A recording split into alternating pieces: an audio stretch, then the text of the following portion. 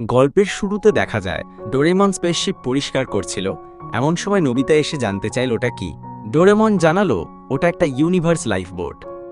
পৃথিবী ধ্বংস হয়ে গেলে মানুষ ওই বোটে করে অন্য গ্রহে যেতে পারবে। নোবিতা ভয় পেয়ে ভাবল এই বুঝি পৃথিবী ধ্বংস হয়ে যাবে।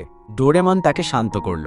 এরপর ডোরেমন যখন নোবিতাকে বোটের ভেতরটা দেখাচ্ছিল, নোবিতা ভুল করে লাল বোতাম টিপে দিল আর বোটটা অটোমেটিকভাবে তাদের মহাকাশে নিয়ে গেল। ডোরেমন বলল এখন অন্য কোনো গ্রহে গিয়েই এই বোট থামবে। নোবিতা হেসে বলল আমরা তো এনিওয়্যার ডোর দিয়ে পৃথিবীতে ফিরে যেতে পারবো। কিন্তু পকেট থেকে এনিওয়্যার ডোর বের করতে গিয়ে ডোরেমন দেখল সে তো তার পকেটটা কেচে শুকাতে দিয়েছে।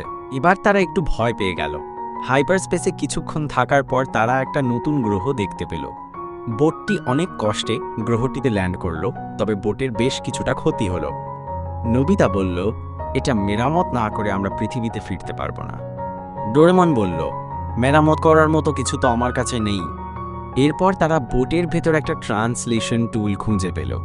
বোটের বাইরে গিয়ে তারা দেখল কিছু আজব প্রাণী, খরগোশের মতো দেখতে কয়েকটা প্রাণী। তারা ওই প্রাণীদের সাথে পরিচিত হতে গেল, কিন্তু সেই অদ্ভুত প্রাণীটা ডোরেমনের মাথায় কামড় দিল। ডোরেমন আর নোবিতা প্রাণ ভয়ে দৌড়াতে লাগল। পেছন থেকে প্রাণীগুলো তাদের তাড়া করতে লাগল। এমন সময় একটা লাল জামা পরা, একদম মানুষের মতো দেখতে একটা মেয়ে তাদের সাহায্য করে তাদের প্রাণ বাঁচালো। ডোরেমন আর নোবিতা অবশেষে একটি মানুষ দেখতে পেয়ে অনেক খুশি হলো। তারা মেয়েটিকে ধন্যবাদ জানালো এবং তাদের সব ঘটনা খুলে বলল। এরপর তারা মেয়েটির সাথে পরিচিত হলে জানতে পারল তার নাম রিনিয়ান। ডোরেমন ও নোবিতাকে রিনিয়ান তার শহর ঘুরিয়ে দেখায়। রিনিয়ান তাদেরকে নানা রকম খাবার কিনে খাওয়ায়। রিনিয়ান তাদেরকে বলে বোট ঠিক না হওয়া পর্যন্ত তারা তার বাড়িতে থাকতে পারে। ডোরেমন ও নোবিতা বুঝতে পারে মেয়েটি অনেক ভালো মনের মানুষ। রিনিয়ান ডোরেমন আর নোবিতাকে তাদের বাড়িতে নিয়ে যাওয়ার সময় দেখতে পায় কিছু খারাপ লোক তার বাবাকে ঘিরে রেখেছে এবং হুমকি দিচ্ছে। নোবিতা তা দেখে সাহায্যের জন্য চিল্লাতে থাকে।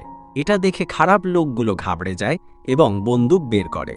এমন সময় ডোরেমন একটি ইঁদুরের মতো প্রাণী দেখতে পায় আর এমন জোরে লাফ মারে যে সে রেলিং ভেঙে নদীর ওই প্রান্তে বদমাশ লোকগুলোর উপর গিয়ে পড়ে। লোকগুলো ভয় পালিয়ে যায়। রিনিয়ানের বাবা হালকা চোট পায়। পরের দৃশ্যে দেখা যায় তারা তাদের বাড়িতে গিয়েছে আর রিনিয়ানের বাবা ডোরেমনকে অনেক ধন্যবাদ জানায়। সে বলে সেও তাদের বোট ঠিক করতে তাদের হেল্প করবে। রিনিয়ানের মা জানতে চায় যে লোকগুলো আসলে কারা। তখন রিনিয়ানের বাবা বলে এরা আসলে একটা খারাপ লোকের সিন্ডিকেট, যারা মানুষকে নানাভাবে ডিস্টার্ব করে এবং নানা অবৈধ কাজ করে। সে তাদের বিরুদ্ধে রিপোর্ট তৈরি করায়। তারা তাকে হুমকি দিতে এসেছিল। এখানে বলা ভালো যে রিনিয়ানের বাবা একজন সাংবাদিক। রিনিয়ানের বাবা বলে তাদের হাত থেকে এই গ্রহকে রক্ষা করতে সে সর্বোচ্চ চেষ্টা করবে। বাবার কথা শুনে রিনিয়ান ইমোশনাল হয়ে পড়ে। পরের দৃশ্যে দেখা যায় ডোরেমন বোটটি ঠিক করার চেষ্টা করছে। নোবিতা ও ডোরেমন এক অপরের সাথে বোট ঠিক করা নিয়ে হালকা পাতলা ঝগড়া করতে থাকে। পরের দিন রিনিয়ান তার বন্ধুদের সাথে খেলতে থাকে।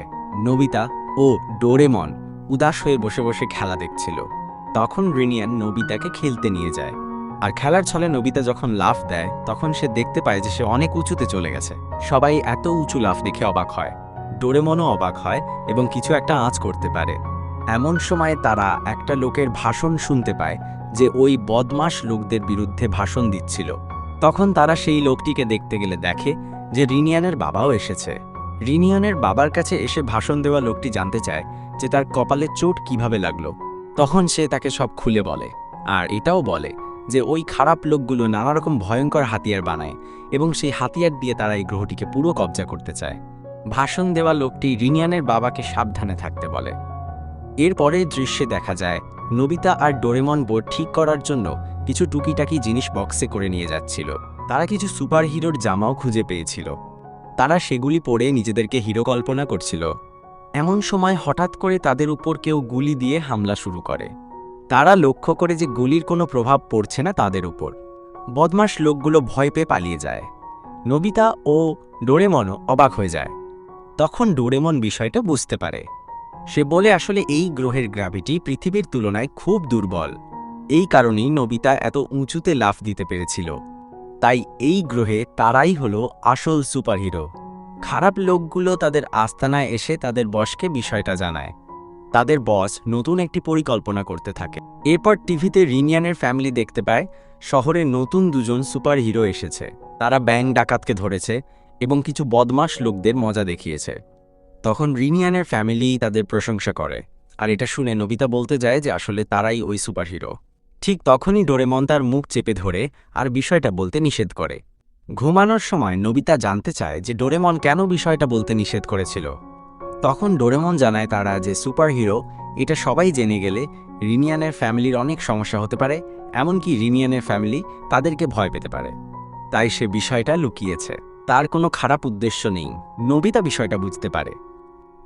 আর এদিকে দেখা যায় খারাপ লোকগুলোর বস সুপারহিরো দুজনের ব্যাপারে জানতে এবং তাদেরকে ধরতে নতুন 3 জনকে ভাড়া করেছে, যাদের মধ্যে সিজুকার মতো দেখতে মেয়েটির নাম সিজুরা, জিয়ানের মতো দেখতে ছেলেটির নাম জিয়ারা এবং সোনিয়ার মতো দেখতে ছেলেটির নাম সুনেরা।